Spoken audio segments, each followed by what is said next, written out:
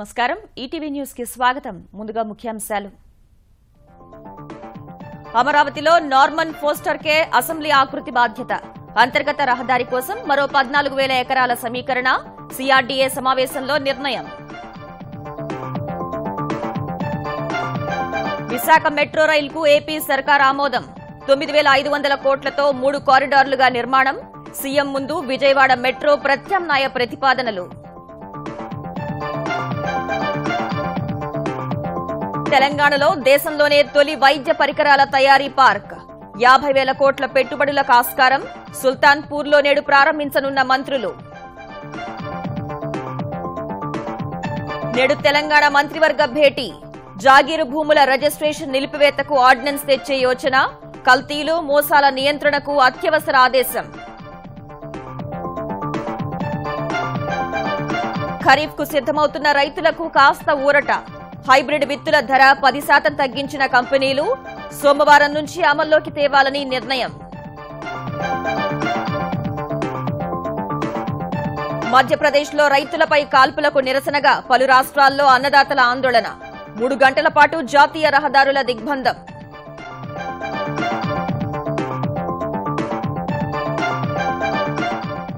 Is అధినేత బాగ్దాదీ హతమైనట్లు అనుమానం గత నెల 28న జరిపిన వైమానిక దాడిలో చనిపోయినట్లు రష్యా ప్రకటన ధృవీకరించని అమెరికా సిరియా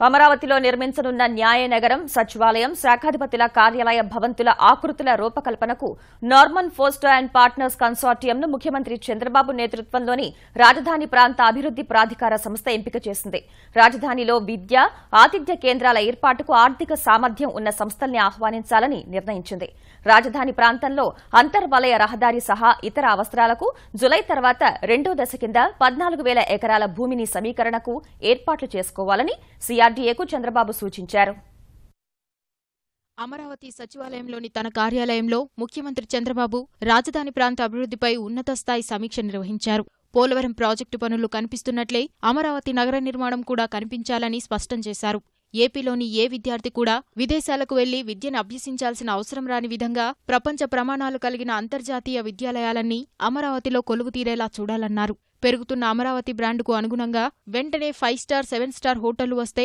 అంతర్జాతీయంగా రాకపోకలు పెరుగుతాయని చంద్రబాబు చెప్పారు best hotels 5 star 4 star 3 star hotels అదేవిధంగా ఇంటర్నేషనల్ స్కూల్స్ నేషనల్ స్కూల్స్లో ఉండే వాళ్ళని ఒక 50 మందిని ఇన్వైట్ చేసి వాళ్ళతో డిస్కస్ చేసి చేయమన్నారు ఎందుకంటే బై టెండర్ మెథడ్లో పిలుస్తుంటే ఎక్కువ మంది రావట్లేదు అందువల్ల టెండర్ మెథడ్లో కాకుండా ఏ విధంగా అయితే విట్ కానీ ఎస్ఆర్ఎం కానీ వీళ్ళకి ఇచ్చామో పిలిచి అవసరమైతే తక్కువ రేటుకైనా రీజనబుల్గా ల్యాండ్ ఇస్తాము బట్ టాప్ కంపెనీస్ ఎవరైతే ఫైనాన్షియల్గా చేయగలరో వాళ్ళని తీసుకురామని యాక్చువల్గా ఈరోజు ముఖ్యమంత్రి గారు చెప్పడం జరిగింది 918 ఎకరాల్లో నిర్మించనున్న పరిపాలనా నగరానికి బృహత్తర ప్రణాళిక అర్బన్ డిజైన్ను foster plus partners and consortium అందిస్తోందని 454 ఎకరాల్లో నిర్మించే జస్టిస్ సిటీకి కూడా ఆ సంస్థ నుంచే మాస్టర్ ప్లాన్ ఆకృతులు తీసుకోవాలని నిర్ణయించారు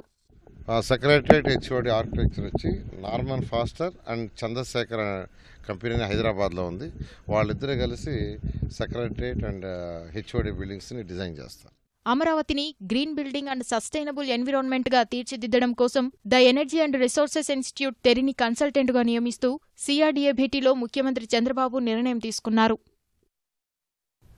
దేశంలోనే తొలి వైద్య పరికరాల తయారీ పార్కు తెలంగాణలో ఏర్పాటు కానుంది 50,000 కోట్ల రూపాయల పెట్టుబడులతో యువతకు భారీగా ఉపాధి అవకాశాలు కల్పించే సామర్థ్యంతో సంగారెడ్డి జిల్లా సుల్తాన్పూర్లో నిర్మించనున్న మెడ్టెక్ పార్కును నేడు తెలంగాణ మంత్రులు హరీష్ రావు కేటీఆర్ ప్రారంభించనున్నారు ఆసియాలోనే అతిపెద్దదైన పటాన్చెరు పారిశ్రామిక వాడకు మరో అరుదైన గుర్తింపు దక్కింది దేశంలోనే మొట్టమొదటిసారిగా వైద్య పరికరాల తయారీ పార్కును పటాన్చెరు పారిశ్రామిక వాడలోనే ఏర్పాటు చేస్తున్నారు అమీన్పూర్ మండలంలోని సుల్తాన్పూర్ గ్రామ పరిధిలో సుమారు 471 ఎకరాల్లో టీఎస్ఐఐసి ఆధునిక హంగులతో మెడ్టెక్ పార్కును నిర్మిస్తోంది ఈ పార్కులో తొలి దశ కింద 250 ఎకరాలను వైద్య పరికరాలు తయారు చేసే పరిశ్రమలకు కేటాయించారు తెలంగాణ పరిశ్రమల శాఖ మంత్రి కేటీఆర్ విదేశీ పర్యటనలో 15 సంస్థలు సుల్తాన్పూర్లో పరిశ్రమలు ఏర్పాటు చేసేందుకు ఒప్పందం చేసుకున్నాయి. ఆయా సంస్థలకు తెలంగాణ ప్రభుత్వం పలు రాయితీలను కూడా కల్పించనుంది. ఇవాళ ఈ పార్కును తెలంగాణ మార్కెటింగ్ శాఖ మంత్రి హరీష్ రావుతో కలిసి పరిశ్రమల శాఖ కేటీఆర్ ప్రారంభించనున్నారు. పరిశ్రమలు ఏర్పాటు చేసేందుకు ముందుకు వచ్చిన కంపెనీలకు భూమి పత్రాలను అందజేయనున్నారు. దేశంలో వైద్య రంగానికి అవసరమైన పరికరాలు ఇక్కడే తయారు కానున్నాయి. ఈ పార్కులో అత్యుత్తమ మౌలిక వసతులు కల్పిస్తున్నారు. మెడ్టెక్ పార్కులో పరిశ్రమలు కొలువైతే ప్రత్యక్షంగా 5,000, పరోక్షంగా మరో 12,000 మందికి ఉపాధి లభిస్తుంది. సంస్థల రాకతో స్థానికులకు ఉపాధి అవకాశాలు పెరుగుతాయని పారిశ్రామికవేత్తలు చెబుతున్నారు. నేడు తెలంగాణ మంత్రి మండలి సమావేశం కానుంది. సాయంత్రం 5 గంటలకు ప్రగతి భవన్లో జరగనున్న మంత్రివర్గ సమావేశంలో జాగీరు భూముల రిజిస్ట్రేషన్ నిలిపివేతకు ఆర్ఓఆర్ చట్టంలో మార్పులు తెస్తూ ఆర్డినెన్స్ జారీకి ఆమోదం తెలపనున్నారు. కల్తీ విత్తనాల నిరోధానికి, జూదం నిలిపివేతకు, అక్రమ ధృవీకరణ పత్రాలను అడ్డుకునేందుకు వీలుగా ఆర్డినెన్స్ల జారీకి కూడా మంత్రి మండలి పచ్చజెండా ఊపనుంది. వచ్చే నెలలో నిర్వహించనున్న హరితహారం, ఈ నెల 20 నుంచి జరిగే గొర్రెల పంపిణీ కార్యక్రమాలపై తెలంగాణ అమాత్యులు చర్చించనున్నారు. పోలీస్ ఉద్యోగ నియామకాలకు కూడా ఆమోదం తెలిపే సూచనలున్నాయి. రాష్ట్రపతి ఎన్నికల్లో మద్దతుపై చర్చించడం సహా శాసనసభ వర్షాకాల సమావేశాల తేదీలను మంత్రి మండలి సమావేశంలో ఖరారు చేసే అవకాశం ఉంది. తెలంగాణలో 1 కోటి ఎకరాలకు సాగునీరు అందించే కార్యక్రమంలో భాగంగా ఎత్తిపోతల ప్రాజెక్టులకు అవసరమైన విద్యుత్ను ట్రాన్స్కో సమకూర్చుకుంటోంది. అన్ని ఎత్తిపోతల పథకాలకు 11,500 మెగావాట్ల విద్యుత్ అవసరమని గుర్తించిన తెలంగాణ ట్రాన్స్కో జెన్కో నుంచి సమకూర్చుకుంటోంది. ఇందుకోసం 400 కేవీ సబ్స్టేషన్లు 10, 220 కేవీ సబ్స్టేషన్లు 24, 132 కేవీ సబ్స్టేషన్లు 25 కావాలని అంచనా వేసింది. ఇందుకు 6,000 కోట్లు ఖర్చవుతుందని ముఖ్యమంత్రి కేసీఆర్ కు సమర్పించిన నివేదికలో ట్రాన్స్కో సీఎండీ డి ప్రభాకర్ రావు తెలిపారు.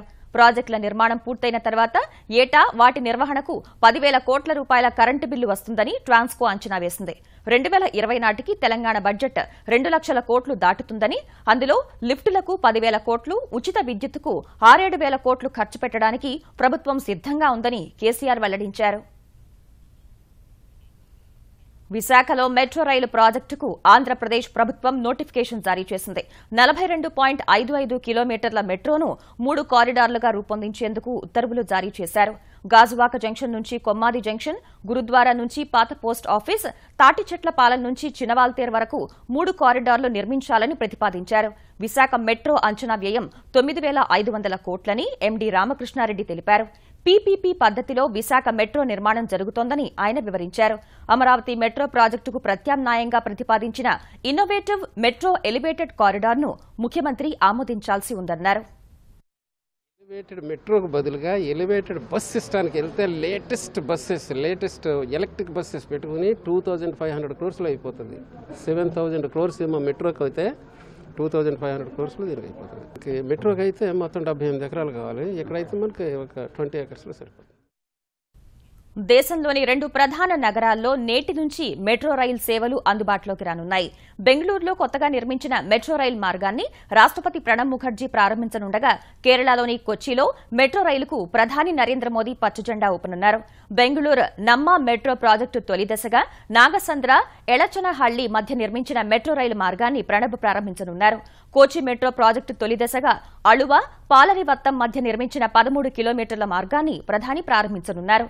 కేంద్ర పట్టణాభివృద్ది శాఖ మంత్రి వెంకయ్యనాయుడు సహా పలువురు ప్రముఖులతో కలిసి పాలరివత్తం నుంచి పాతడిప్పళం వరకు మెట్రో రైల్లో వెళ్లి తిరిగి పాలరివత్తం రానున్న మోదీ అక్కడి జవహర్ లాల్ నెహ్రూ అంతర్జాతీయ స్టేడియంలో జరిగే కార్యక్రమంలో పాల్గొంటారు.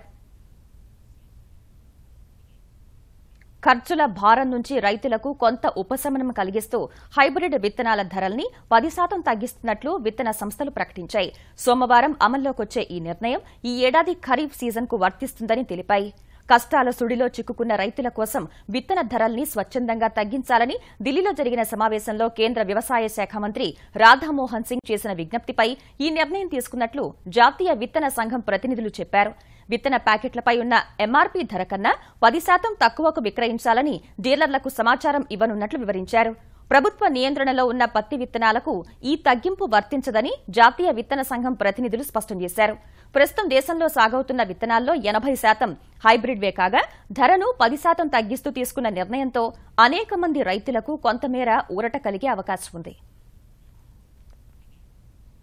ఎఫ్బీఐ సంచాలకుడి పదవి నుంచి జేమ్స్ కోమీని అర్ధంతరంగా తప్పించినందుకు తనపై దర్యాప్తు జరుగుతోందని అమెరికా అధ్యక్షుడు డొనాల్డ్ ట్రంప్ నిర్ధారించారు. తనను వేధించేందుకే ఇలా చేస్తున్నారని మండిపడ్డారు. అమెరికా అధ్యక్ష ఎన్నికల సమయంలో రష్యా ప్రభుత్వంతో తన బృందం కుమ్మక్కయిందన్న ఆరోపణలపై 7 నెలల పాటు దర్యాప్తు చేసినా ఒక్క ఆధారం కూడా సంపాదించలేకపోయారని ట్రంప్ విమర్శించారు.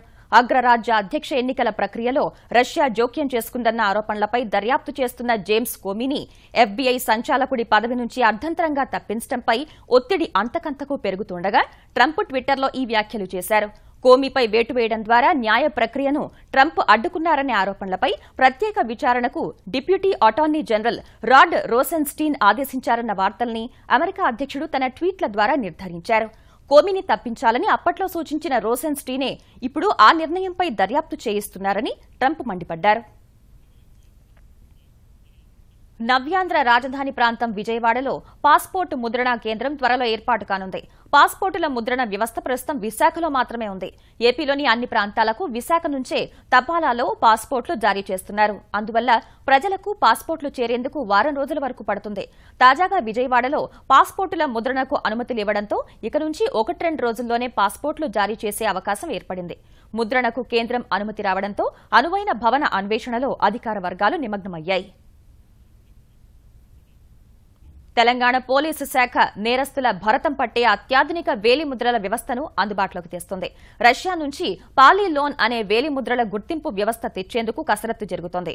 ఈ వ్యవస్థ ద్వారా ఏదైనా నేరం జరిగినప్పుడు ఘటనా స్థలంలో దొరికే వేలిముద్రలను గతంలో కంప్యూటర్లో భద్రపరిచిన నేరస్తుల వేలిముద్రలతో క్షణాల్లో సరిపోల్చుకోవచ్చు. ఇప్పటి వరకు అందుబాటులో ఉన్న సాఫ్ట్వేర్ వేలిముద్రలు సరిపోల్చడానికి ఎక్కువ సమయం తీసుకుంటుంది. హైదరాబాద్ సిఐడి కార్యాలయంలో కొత్త వ్యవస్థ కోసం డేటాబేస్ ఏర్పాటు చేస్తున్నారు. తెలంగాణ వ్యాప్తంగా పోలీస్ స్టేషన్లకు స్కానర్లు, గస్తీ బృందాలకు వేలిముద్రల రీడర్లు అందజేస్తారు. వాటిని సెల్ ఫోన్, ట్యాబ్లకు అనుసంధానిస్తారు. అనుమానితుడి వేలిముద్రలను రీడర్ ద్వారా తీసుకుని సెల్ ఫోన్ లేదా ట్యాబ్ ద్వారా సిఐడి డేటాబేస్కు పంపుతారు. అక్కడి క్షణాల్లో ఫలితం వస్తుంది. పాత నేరస్తుడైతే వెంటనే దొరికిపోతాడు. తెరాసను నమ్ముకున్న వారికి ఖచ్చితంగా సముచిత గౌరవం లభిస్తుందని తెరాస సీనియర్ నేత తెలంగాణ నీటిపారుదల శాఖ మంత్రి హరీష్ రావు తెలిపారు. పలువురు మంత్రులతో కలిసి హైదరాబాద్ రవీంద్ర భారతిలో జరిగిన తెలంగాణ బెవరేజెస్ కార్పొరేషన్ చైర్మన్ దేవి ప్రసాద్ ఆత్మీయ సభలో మంత్రి పాల్గొన్నారు. ప్రత్యేక తెలంగాణ రాష్ట్ర ఉద్యమంలో దేవి ప్రసాద్ క్రియాశీలంగా వ్యవహరించారన్న మంత్రి ఉద్యమకారుల్ని గుర్తించి వారికి తగిన గౌరవం ఇస్తున్న ఘనత ముఖ్యమంత్రి కేసీఆర్కే దక్కుతుందని చెప్పారు. గతంలో ఎప్పుడు కూడా ఉద్యోగ సంఘాల ప్రతినిధులకు ప్రభుత్వంలో ఇంత భాగస్వామ్యం దొరికేది కాదు. తెలంగాణ ఉద్యమ ప్రస్థానంలో ఒక మార్పు ఇవాళ ఉద్యోగ సంఘాల ప్రతినిధులు కూడా ప్రభుత్వంలో భాగస్వామ్యం కావడానికి తెలంగాణ రాష్ట్రం ఉద్యమం మనకు ఒక డైరెక్షన్ ఇచ్చింది. ఒక ఉద్యమం నాయకుడే ఇవాళ ముఖ్యమంత్రి గారు కావడం వల్ల ఉద్యమంలో మనందరి కష్ట సుఖాలు తెలిసిన వ్యక్తి కనుక ఇవాళ కేసీఆర్ గారు వీళ్ళందరినీ కూడా గుర్తించి ఒక్కొక్కరికి ఒక్కొక్క సముచితమైనటువంటి స్థానాన్ని వారు కల్పిస్తా ఉన్నారు. నిబంధనలు ఉల్లంఘిస్తున్న ప్రైవేటు ట్రావెల్స్ వ్యవహారంపై విజయవాడ ఎంపీ కేశినేని శ్రీనివాస్ తన పోరాటాన్ని కొనసాగిస్తూనే ఉన్నారు. మార్చి నెలలో ఆటోనగర్లో రోడ్డు ప్రమాదానికి కారణమైన ఆరెంజ్ ట్రావెల్స్ బస్సు వ్యవహారంలో రవాణా శాఖ అధికారులు తప్పుడు నివేదిక ఇచ్చారంటూ ఆంధ్రప్రదేశ్ రవాణా శాఖ కమిషనర్ బాలసుబ్రహ్మణ్యంకు ఆయన లేఖ రాశారు. మార్చి 18న ఆటోనగర్లో ఆరెంజ్ ట్రావెల్స్ బస్సు ఢీకొని ఒక వ్యక్తి మృతి చెందాడు. బస్సు నిర్మాణంతో పాటు కండిషన్ సరిగా లేనందునే ఆ ప్రమాదం జరిగిందనేది కేశినేని తన లేఖలో ఆరోపించారు. ఆ బస్సు కూడా అరుణాచల్ ప్రదేశ్లోనే రిజిస్టర్ అయింది. బస్సు 2016 అక్టోబర్ 15న రిజిస్టర్ కాగా అక్టోబర్ 22న బెంగళూరుకు చెందిన వీరవాహన్ ఉద్యోగ్ లిమిటెడ్లో బాడీ బిల్డింగ్ చేసినట్లు ఉంది. అంటే బస్సు నిర్మాణం పూర్తి కాకముందే రిజిస్ట్రేషన్ చేయించినట్లు స్పష్టమవుతోంది. కనీసం వాహనం చూడకుండానే రిజిస్ట్రేషన్ జరిగిందని, దాన్ని అవకాశంగా తీసుకుని బస్సు పొడవు పెంచి బాడీ బిల్డింగ్ చేశారని కేశినేని తన లేఖలో ఆరోపించారు. ఈ అంశాల్ని పరిశీలించకుండానే వాహనం కండిషన్ బాగుందని నివేదిక ఇచ్చిన ఎంవీఐపై చర్యలు తీసుకోవాలని కోరారు. అగ్రిగోల్డ్ ఆస్తులను హైకోర్టు పర్యవేక్షణలో ఈ వేలం ద్వారా విక్రయించి బాధితులు అందరికీ న్యాయం చేస్తామని ఆంధ్రప్రదేశ్ సిఐడి చీఫ్ ద్వారక తిరుమలరావు చెప్పారు. కృష్ణా, ప్రకాశం, నెల్లూరు, కర్నూలు జిల్లాల్లో ఉన్న 70 కోట్ల విలువైన ఆస్తులను ప్రస్తుతం వేలం వేయనున్నట్లు ఆయన తెలిపారు. అలాగే అక్షయ గోల్డ్కు సంబంధించి 10 కోట్ల విలువైన 5 ప్రాంతాల్లోని ఆస్తుల్ని కూడా వేలం వేయనున్నట్లు ఆయన వివరించారు. చెప్పల హైకోర్టు, ఎందుకంటే అలా చెప్పడం వల్ల ఏదైనా రింగ్ లాగా ఫామ్ అయ్యి సిండికేట్ ఫామ్ అవుతారనే ఉద్దేశంతో ఈ ప్రాపర్టీకి ఇంత అని విలువ చెప్పాల. ప్రతిదానికి కూడాను మినిమం ప్రైస్ 10 లక్షలతో స్టార్ట్ అవుతుంది. ఈఎండి ప్రతిదానికి కూడా 2 లక్షలే. ఈ బిడ్డింగ్ కాబట్టి ఆన్లైన్ బిడ్డింగ్ చేసుకోవాల్సి ఉంటుంది. బిడ్ చేసిన వ్యక్తులు మాత్రమే దాంట్లో ఈ బిడ్డింగ్ లో పాల్గొనే అవకాశం ఉంటుంది. ప్రతి ఇంక్రిమెంట్ 50,000 తక్కువ లేకుండా చేసుకోవాలి. ఉగ్రవాదానికే కొత్త నిర్వచనం చెప్పిన ఇస్లామిక్ స్టేట్ అధినేత అబూబక్ర్ అల్ బగ్దాదీ హతమై ఉండొచ్చని రష్యా అనుమానిస్తోంది. గత నెల సిరియాలో తమ వైమానిక దాడుల్లో బాగ్దాదీ మరణించి ఉండొచ్చని రష్యా సైన్యం తెలిపింది. రాఖాలో మే 28 రాత్రి 10 నిమిషాల పాటు రష్యా సుఖోయ్ యుద్ద విమానాలు ఉగ్రవాద స్థావరాలపై విరుచుకుపడగా వందలాది ముష్కరులు హతమైనట్లు సైన్యం వివరించింది. ఓ దాడికి సంబంధించి ఐఎస్ మిలిటరీ కౌన్సిల్ ప్రణాళిక రచిస్తూ ఉండగా రష్యా సైన్యం బాంబుల వర్షం కురిపించింది. ఈ దాడిలో ఐఎస్ కమాండర్లు, 2వ శ్రేణి కమాండర్లు సహా 300 మంది ఇతర ఉగ్రవాదులు మరణించారు. వీరిలో బగ్దాదీ కూడా ఉన్నట్లు తెలుస్తోందని రష్యా సైన్యం ప్రకటించింది. స్విస్ బ్యాంకుల్లో భారతీయుల ఖాతాల సమాచారాన్ని ఎప్పటికప్పుడు భారత్తో పంచుకోవడానికి సంబంధించిన ముసాయిదా ఒప్పందం ఏఈఓఐకి స్విస్ ప్రభుత్వం ఆమోదం తెలిపింది. ఈ మేరకు ఏఈఓఐతో పాటు నల్లధనానికి సంబంధించిన 40 న్యాయపరమైన అంశాల్లో కూడా సమాచారాన్ని పంచుకోవడానికి స్విస్ సమాఖ్య పచ్చజెండా ఊపింది. ఒప్పందం 2018 నుంచి మనుగడలోకి వస్తుందని తెలిపిన స్విస్ వర్గాలు 2019 నుంచి భారత్, స్విట్జర్లాండ్ మధ్య సమాచార మార్పిడి జరుగుతుందని పేర్కొంది. సమాచార మార్పిడి తేదీ ఖరారు చేయడం మినహా ఈ నిర్ణయం ఏ విధమైన రెఫరెండం కూడా ఉండబోదని స్విస్ సర్కార్ స్పష్టం చేసింది.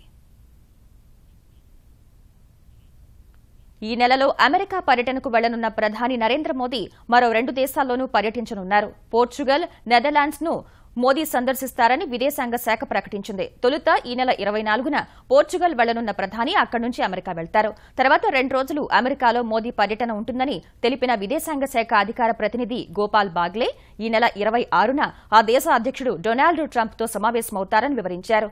ఈ నెల 27న నెదర్లాండ్స్ లో పర్యటించనున్నట్లు బాగ్లే తెలిపారు. హాలాండ్ రాజుతోనూ ప్రధాని మోదీ సమావేశమయ్యే అవకాశం ఉన్నట్టు ఆయన వెల్లడించారు. రుణమాఫీ, పంటకు గిట్టుబాటు ధర కల్పన వంటి డిమాండ్లతో దేశంలోని అనేక రాష్ట్రాల్లో రైతులు ఆందోళన బాటపట్టారు. హర్యానా, పంజాబ్, మధ్యప్రదేశ్, ఛత్తీస్గఢ్, రాజస్థాన్, ఉత్తరప్రదేశ్, గుజరాత్, ఒడిశా సహా మరికొన్ని రాష్ట్రాల కర్షకులు జాతీయ రహదారుల్ని దిగ్బంధించారు. మధ్యప్రదేశ్లోని మన్సౌర్లో పోలీసుల కాల్పుల్లో 5 అన్నదాతలు మరణించిన ఘటనకు నిరసనగా జాతీయ రహదారుల్ని 3 గంటలు దిగ్బంధించాలని 62 రైతు సంఘాలిచ్చిన పిలుపు మేరకు కర్షకులు నిరసన చేపట్టారు. సుదీర్ఘకాలంగా తాము ఎదుర్కొంటున్న సమస్యల్ని కేంద్ర ప్రభుత్వం పరిష్కరించాలని డిమాండ్ చేశారు. రోడ్ రోకోలతో వాహన రాకపోకలకు అంతరాయం ఏర్పడగా 10ల సంఖ్యలో రైతుల్ని పోలీసులు అదుపులోకి తీసుకున్నారు.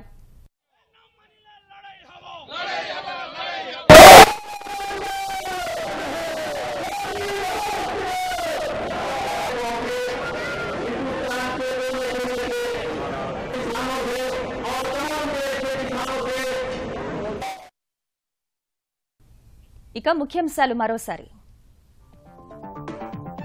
అమరావతిలో నార్మన్ ఫోస్టర్ కే అసెంబ్లీ ఆకృతి బాధ్యత. అంతర్గత రహదారి కోసం మరో 14,000 ఎకరాల సమీకరణ. సిఆర్డీఏ సమావేశంలో నిర్ణయం. విశాఖ మెట్రో రైలుకు ఏపీ సర్కార్ ఆమోదం. 9,500 కోట్లతో 3 కారిడార్లుగా నిర్మాణం. సీఎం ముందు విజయవాడ మెట్రో ప్రత్యామ్నాయ ప్రతిపాదనలు. తెలంగాణలో దేశంలోనే తొలి వైద్య పరికరాల తయారీ పార్క్. 50,000 కోట్ల పెట్టుబడులకు ఆస్కారం. సుల్తాన్పూర్లో నేడు ప్రారంభించనున్న మంత్రులు.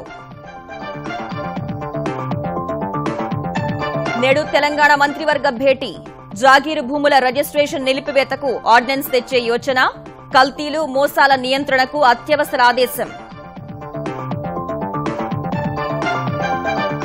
ఖరీఫ్కు సిద్దమవుతున్న రైతులకు కాస్త ఊరట. హైబ్రిడ్ విత్తుల ధర 10% తగ్గించిన కంపెనీలు. సోమవారం నుంచి అమల్లోకి తేవాలని నిర్ణయం. మధ్యప్రదేశ్లో రైతులపై కాల్పులకు నిరసనగా పలు రాష్ట్రాల్లో అన్నదాతల ఆందోళన. 3 గంటల పాటు జాతీయ రహదారుల దిగ్బంధం.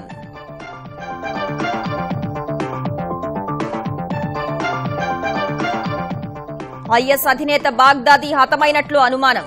గత నెల 28న జరిపిన వైమానిక దాడిలో చనిపోయినట్లు రష్యా ప్రకటన. ధృవీకరించని అమెరికా, సిరియా.